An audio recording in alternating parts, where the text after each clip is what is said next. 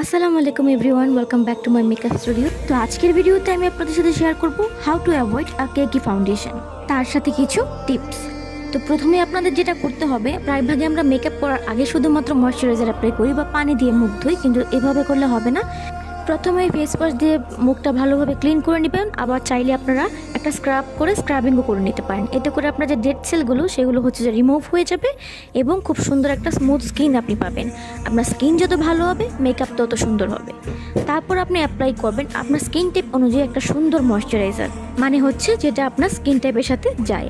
ঠিক এভাবে ভালোভাবে ময়শ্চারাইজারটা অ্যাপ্লাই করবেন। অ্যাপ্লাই করার পর ভুলে যাবেন না যে আপনার নেক এরিয়া বা গলার অংশতেও ময়শ্চারাইজার অ্যাপ্লাই করতে হবে, কারণ এখানে কিন্তু আপনি ফাউন্ডেশন অ্যাপ্লাই করবেন।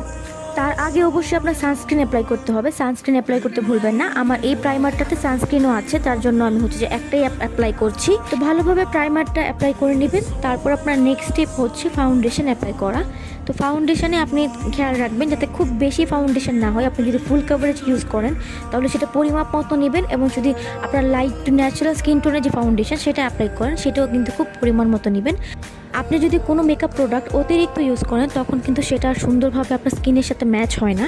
তো দেখেন, আমি একটা ফুল কভারেজ ফাউন্ডেশন নিয়েছি এবং প্রথমে আমি একটা ব্রাশ নিয়েছি এবং একটা ব্রাশের সাহায্যে আমার ফুল ফেসে ফাউন্ডেশনটা অ্যাপ্লাই করছি। আমি আমার মুখের অর্ধেকাংশে অ্যাপ্লাই করে আপনাদের দেখালাম যেটা কতটুকু কভারেজ দেয়। এই পুরো মেকআপ ভিডিওর একটা গেম চেঞ্জার প্রোডাক্ট হচ্ছে একটা ভালো বিউটি ব্লেন্ডার। তো আপনি একটা বিউটি ব্লেন্ডার নেবেন, সেটাকে খুব সুন্দরভাবে পানিতে ভিজিয়ে একটা কাপড়ের সাহায্যে সুন্দর করে যতটুকু পানি ছিল সবটুকু হচ্ছে আপনি সোক করে নেবেন। তারপর আপনার স্কিনে অ্যাপ্লাই করবেন। খেয়াল রাখবেন যাতে মেকআপ ব্লেন্ডারে অতিরিক্ত পানি না থাকে।